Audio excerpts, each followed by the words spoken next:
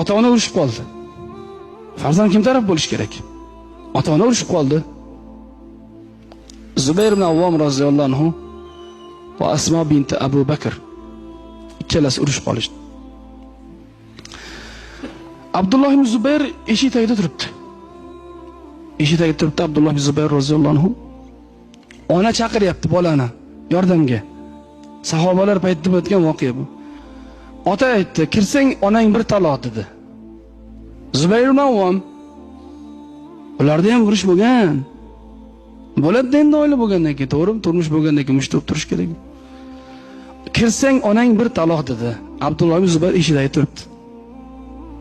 Shunday kirdi, eshikni ochib onasi chiqib ketdi. Bun dalil bo'ladi nimaga? Ota-ona urushgan paytda, ota-ona urushgan paytda ona ming nohaq bo'lsa ham farzand onasining oldiga tushish kerak. Onani himoya qilish kerak. Onasining oldida turib berish kerak.